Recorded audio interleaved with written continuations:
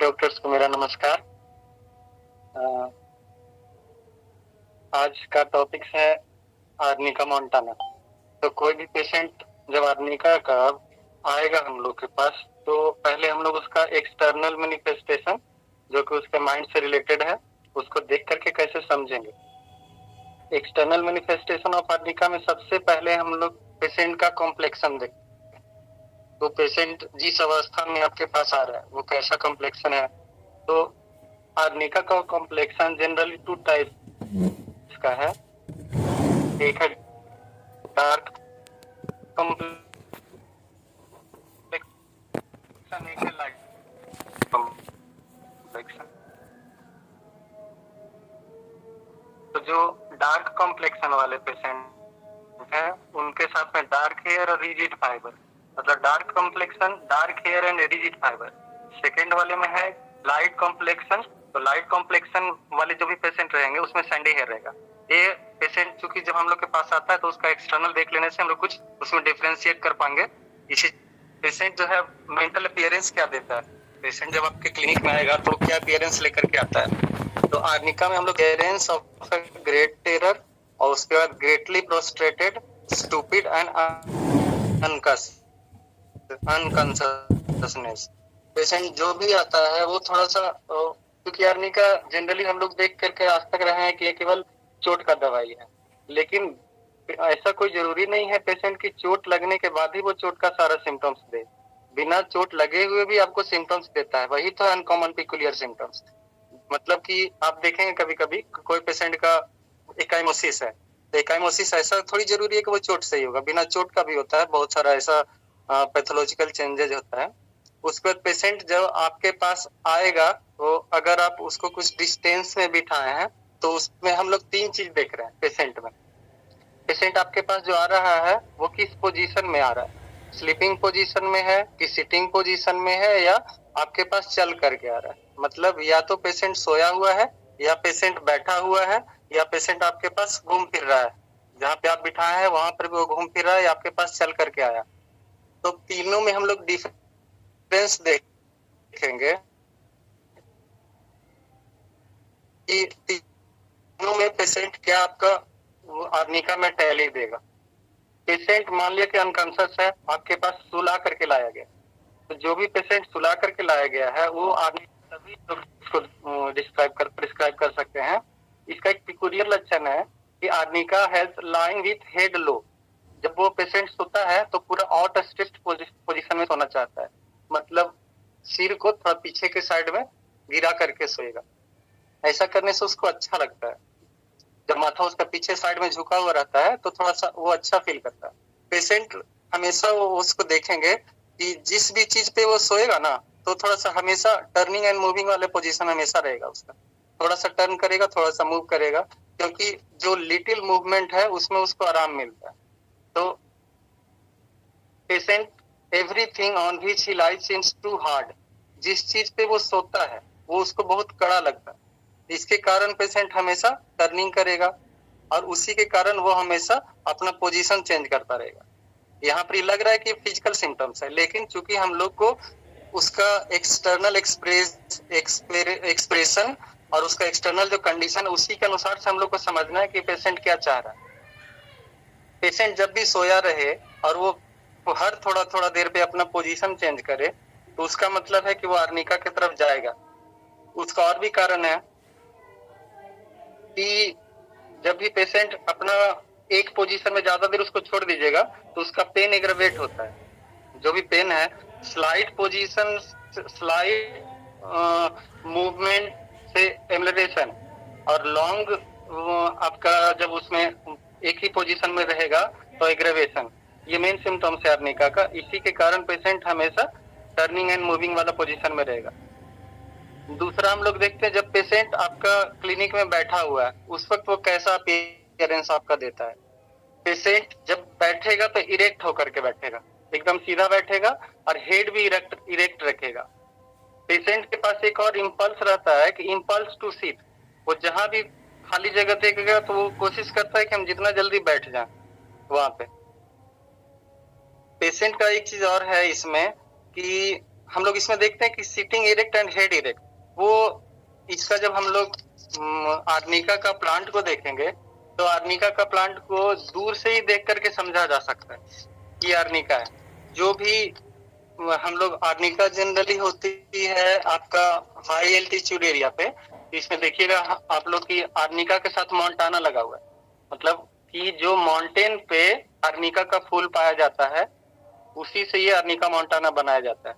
तो आर्निका का जो फ्लावर रहता है वो हमेशा एक मतलब कि आर्निका का जो होल प्लांट रहता है वो प्राउडली इरेक्ट रहता है। जहां भी वो प्लांट ग्रो करेगा तो पूरा सीधा रहता है, और उसका जो फ्लावर है, फ्लावर को हम लोग आदमी का हेड के साथ तुलना कर सकते हैं, तो उसका फ्लावर भी पूरा इरेक्ट रहता है। तो आर्निका का पेशेंट भी वैसा ही खड़ा रहना बैठना चाहता है, एकदम पूरा इरेक्ट और हेड अप। इसमें पेशेंट है हमेशा कोशिश करता है कि हम थोड़ा सा अकेले में रहें, हम ज्यादा किसी के साथ में टच नहीं हो। तो उसके कारण वो जब भी कोई आदमी उसके पास आता है तो वो कोशिश करता है कि हम थोड़ा सा बचे इससे। वो इसीलिए ताकि उसको डर है, यहाँ पे दो चीज का डर है पेशेंट के साथ, कि फियर ऑफ स्ट्रक, मतलब उसको लगता है कि कहीं हम किसी से टकरा नहीं जाए, इसी के कारण वो टकराने से बचता है, क्योंकि टकराने से उसका पेन में बढ़ोतरी हो जाएगा। तो इसके कारण जब भी उसके पास कोई आदमी आते हैं तो वो अपने आप को बचाना चाहता है। तो इसके कारण patient prefers to be let alone and changing position. इसमें हम लोग देखेंगे कि पेशेंट पहले, यहाँ भी उसका वही है टर्निंग एंड मूविंग वाला पोजीशन। पेशेंट जो है पहले एक जगह पे स्टिल होकर के बैठेगा, कोई भी वहां पे आएगा तो थोड़ा सा वो खिसक जाएगा। पेशेंट का एक चीज और है कि इसका पेन जो रहता है वो पैरालाइटिक रहता है, इसके चलते भी उसको लगता है कि मेरा कहीं पैर में पैरालिसिस नहीं मार दे, इसके कारण वो थोड़ा सा हिलते डुलते रहता है, ताकि वो अपना सेंसेशन को पता कर सके कि हाँ मेरा पैर में भी जान है या जान नहीं है। इसमें जो आपका फियर टू बी स्ट्रक है वो दोनों स्टेट पे, फिजिकल स्टेट पे भी है, मेंटल स्टेट पे भी है। आप पेशेंट हम लोग देखते हैं कि वो जब वॉक कर रहा है तो वो कैसा रहेगा। पेशेंट ऑलवेज वॉकिंग विथ ये हेड बेंट टुवर्ड्स फॉरवर्ड, मतलब जो भी पेशेंट रहेगा आर्निका का वो हमेशा आगे की ओर झुक करके चलेगा, झुक करके चलेगा और थोड़ा सा स्लो चलेगा। क्योंकि जो उसका फास्ट मूवमेंट है, फास्ट मूवमेंट से उसका प्रॉब्लम में बढ़ोतरी होता है। तो जो भी पूरा होल के स्टिकिंग करते हैं उसमें, जो केवल मेंटल के स्टिकिंग करते हैं, वो दोनों में क्या बीच का जो है उसको ग्रो करना है। तो यहाँ पे कोई भी पेशेंट है आगे की ओर झुक करके चल रहा है, तो अगर जो हम लोग फिजिकल में देखेंगे तो उसमें बहुत सारा को कंडीशन आएगा जिसमें पेशेंट आगे की ओर झुका हुआ रहता है, जैसे मेनिंजाइटिस और हाइड्रोसेफेलस। हाइड्रोसेफेलस है उसका माथा बड़ा है, तो माथा बड़ा है उसका वेट के कारण उसका माथा आगे की ओर झुका हुआ रहेगा। और मेनिंजाइटिस में क्योंकि उसमें भी मेनिंजेस में सूजन आया हुआ है, उसमें भी पेशेंट थोड़ा ज्यादा प्रॉब्लम में है, उसके कारण वो आगे की ओर झुक करके अगर जो आराम मिलेगा तो उसमें हम लोग आर्निका प्रिस्क्राइब करेंगे। अब देखिए दोनों में सिमिलरिटी, हम लोग तो केवल एक्सटर्नल एक्सप्रेशन देख रहे हैं कि वो क्या कर रहा है, वो कैसा वॉक कर रहा है। दोनों में हेड बेंड करके वॉक करेगा, वो मेनिंजाइटिस हो या हाइड्रोसेफेलस हो, दोनों में अगर जो माथा आगे की ओर झुका करके चल रहा है, कंधा आगे की ओर झुका करके चल रहा है, तो हम लोग एक बार आर्निका के बारे में सोचेंगे। उसके बाद और भी बहुत सारा आपका डिजीज है, जैसे कि पीपीएच पोस्टपार्टम हेमरेज, जिसमें पेल्विक इन्फेक्शन के बाद आपका वहां पे हैवीनेस फील हो रहा है। तो पेशेंट जब आप बोलिएगा तुम क्यों आगे की ओर झुक करके चल रहे हो, तो बोलेगा थोड़ा सा मेरा यहाँ पे भारी भारी लग रहा है, इसके कारण हम आगे झुक रहे हैं। तो उसमें आ जाएगा आपको पीपीएच या प्यूरपेरल कॉम्प्लिकेशन। जो भी आपका डिलीवरी के बाद में कॉम्प्लिकेशन होते हैं उसमें भी आपका हैवीनेस इन द पेल्विस होता है, उसमें भी हम लोग सोच सकते हैं। एक चीज और है रिटेंशन ऑफ यूरिन और लेबर रेमनेंट्स, मतलब लेबर होने के बाद अगर जो कुछ भी पोर्शन छूट जाए या इनकम्प्लीट एबॉर्शन होने के बाद जो भी कुछ पोर्शन छूट जाता है, तो उसमें भी पेशेंट अगर जो वॉक बेंड है तो उसमें हम लोग आर्निका के बारे में एक बार जरूर सोचेंगे। तो हम लोग इसमें तीनों पोजीशन को अगर एक साथ कैलकुलेट करेंगे तो patient lying with head low sitting with head erect and walking bent और स्लो, ये तीनों अगर जो एक जगह आ रहा है तो आर्निका से बेटर आपको मेडिसिन नहीं मिल पाता है। हम लोग अब पेशेंट जब हमारे पास आएगा तो सबसे पहले हम लोग उसका क्या महसूस करेंगे, वो उसका स्मेल, पेशेंट का स्मेल कैसा है। तो आर्निका के पास आपको कैडावेरस स्मेल मिलेगा, एकदम जैसे सड़ा हुआ स्मेल। ये सड़ा हुआ स्मेल जो आता है उसका और भी बहुत सारा कारण है, जैसे उसमें सबसे मेन है इंजरी के बाद जब भी कोई पोर्शन उसका गैंग्रीनस हो चुका है उसमें हम लोग को कैडावेरस स्मेल मिलेगा, लेकिन इंजूरिकल हिस्ट्री होना चाहिए, उसके बाद हम लोग आर्निका को देख सकते हैं। लेकिन पेशेंट को हम लोग तो ये तो पूछेंगे नहीं कि तुम्हारा स्टार्टिंग में क्या है, बस उसको स्मेल फील किए कैडावेरस आ रहा है तो हम लोग आर्निका के बारे में सोच सकते हैं। अब देखते हैं कि अब जब आप उससे कुछ पूछिएगा पेशेंट के बारे में, जब आप कुछ पूछना चाहते हैं तब वो आपसे कैसा अप्रोच, आपके पास क्या अप्रोच लेकर के आया, तो उसमें हम लोग देखते हैं इसमें दो अप्रोच है। पेशेंट या तो आपके पास आया है या तो आप पेशेंट के पास गए हैं। तो यहाँ पे आर्निका के पास डबल मीनिंग मिल जाएगा आपको। जब पेशेंट अपने घर में रहता है तो वो डॉक्टर को कॉल करके बुलाना चाहता है, कॉल्स डॉक्टर्स एट होम। इसमें जब पेशेंट के पास प्रॉब्लम जाता है, प्रॉब्लम पेशेंट का है, उसके बाद जब डॉक्टर जाते हैं तो वो चाहता है कि हमको डॉक्टर देखे, लेकिन जब पेशेंट आपके पास आएगा तो पेशेंट आपसे दिखाना नहीं चाहेगा, उसके बाद वो आपसे दिखाने में रिफ्यूज कर देता है। उसका हम लोग डिटेल से जानेंगे, लेकिन स्टार्टिंग में ये जान ले कि पेशेंट जब आपके क्लिनिक में आता है तो आपसे आपके पास अप्रोच नहीं होना चाहता है। उसमें एक कारण है क्या कि वो किसी भी तरह का कन्वर्सेशन में इन्वॉल्व नहीं होना चाहता है।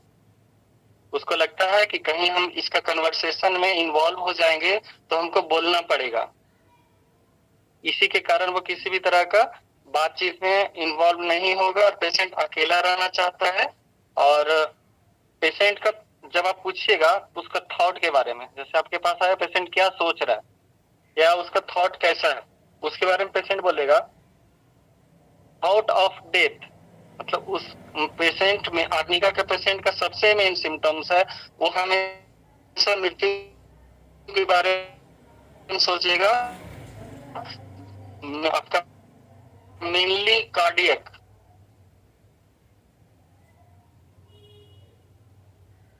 उसको लगता है हमेशा कि मेरे हार्ट में बहुत सारे कोई बीमारी हो चुका है जिसके कारण एकाएक कुछ वैसा होगा जिससे हम डेथ कर जाएंगे। कार्डियक डिस्ट्रेस हो सकता है या कार्डियक पेन हो सकता है। पेशेंट के पास जब उसका आइडिया के बारे में पूछिए, जैसे जब क्वेश्चन पूछते हैं आप तो उसके पास कोई आंसर देने के लिए वो टर्म ही नहीं मिलेगा उसको। He has deficiency of ideas, उसके पास आइडियाज नहीं है, तो इसी के कारण वो सोच नहीं पा रहा है। Patient has some dreadful things will happen, उसको लगता है कि कोई भी बहुत ज्यादा खराब चीज मेरे साथ होने वाला है, इसी के कारण उसको मृत्यु का भय सताता है। Aversion of thinking because of it aggravate her और हिज कंप्लेंट्स, वो यहाँ पे दो कारण से नहीं सोचना चाह रहा है, क्योंकि अगर वो अपना कॉम्प्लिकेशन के बारे में सोचता है तो उसको कॉम्प्लिकेशन बढ़ जाएगा, इसके कारण भी नहीं सोचना चाहता है।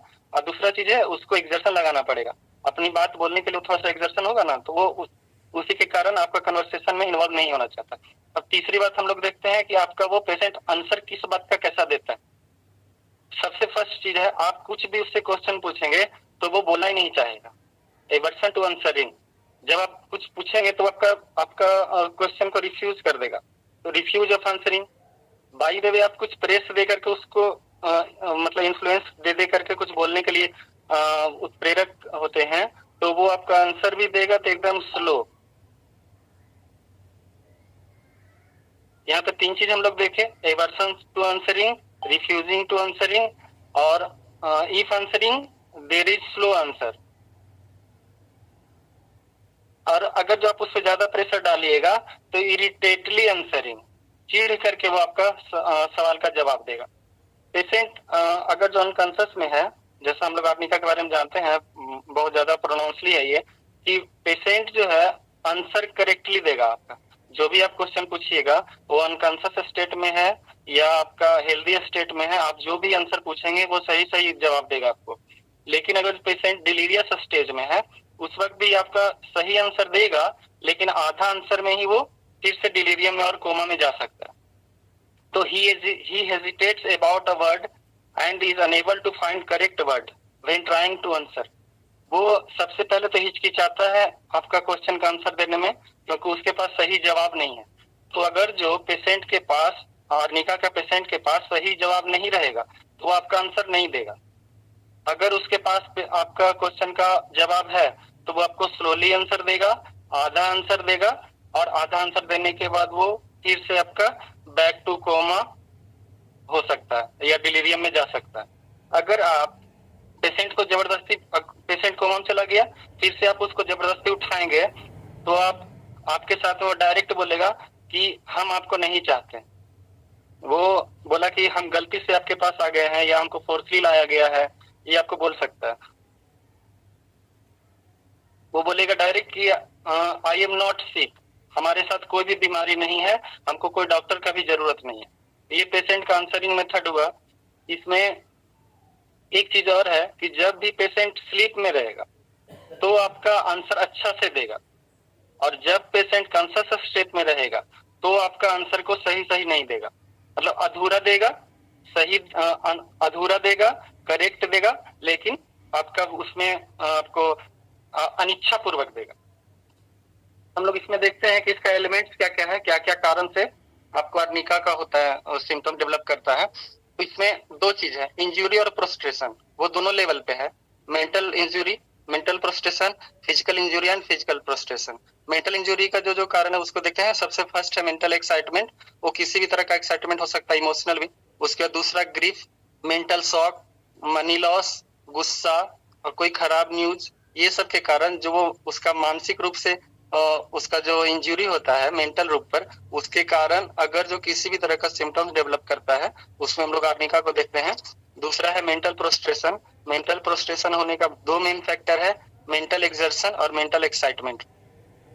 फिजिकल इंजुरी में आपका आ जाएगा फिजिकल एक्सीडेंट और सेक्सुअल एब्यूज, ये दोनों होने के बाद का एलिमेंट्स के लिए आर्निका बहुत प्रोमिनेंट रेमेडी है। और फिजिकल प्रोस्ट्रेशन में सेक्सुअल एक्सेस, पीपीएच यानी पोस्टपार्टल हेमरेज और लेबर, ये तीनों के बाद अगर जो फिजिकल रूप से प्रोस्ट्रेशन हो रहा है उसमें हम लोग आर्निका को देखते हैं। कुछ रूब्रिक्स है, क्योंकि आर्निका तो चोट जो उसको डेवलप किया उसका क्या क्या कारण है। पेशेंट कुछ रूब्रिक्स उसको देख लेते हैं, आप उसमें आपको कारण समझ में आ जाएगा। इसके साथ स्टार्टिंग लेवल पे दो रूब्रिक है, abstraction of mind and surely. Patient जब भी कुछ काम करने के लिए बैठता है तो उसका दिमाग में तरह तरह का इंटरेक्शन डेवलप करने लगेगा, और उस इंटरेक्शन के कारण वो जो सोच रहा है उसमें इंटरप्शन हो जाता है।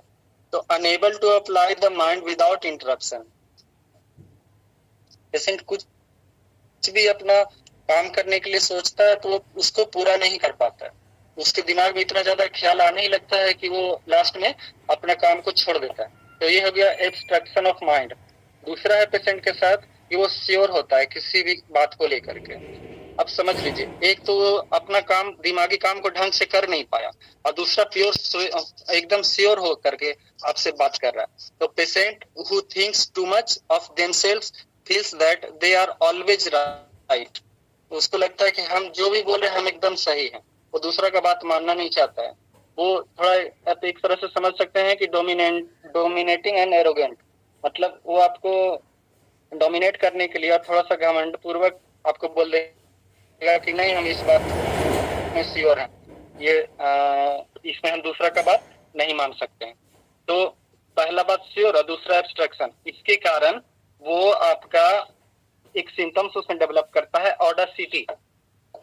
ऑडासिटी होते हैं वैसा पीपल जो पूरा डेयरिंग है, किसी भी तरह का जोखिम को उठाने के लिए उत्साहित रहता है, चाहे किसी भी तरह का सीरियस का मैटर हो या किसी भी तरह का विचलित करने वाला सिचुएशन हो, वो हर तरह का चुनौती को स्वीकार कर लेता है। ये हो गया आपको ऑडासिटी। अब यहाँ पर देखते हैं हम लोग कि पेशेंट कोई भी अपना काम को ढंग से किया नहीं, और ढंग से बिना किए हुए पेशेंट एकदम श्योर हो गया कि नहीं एकदम यही चीज है, और उसके बाद किसी भी डेयरिंग काम को करने के लिए वो उसके पास इम्पल्स आ गया। मतलब एकदम इतना ज्यादा विल है उसके पास, किसी भी तरह का रिस्क को उठाने के लिए तैयार हो जाता है। अब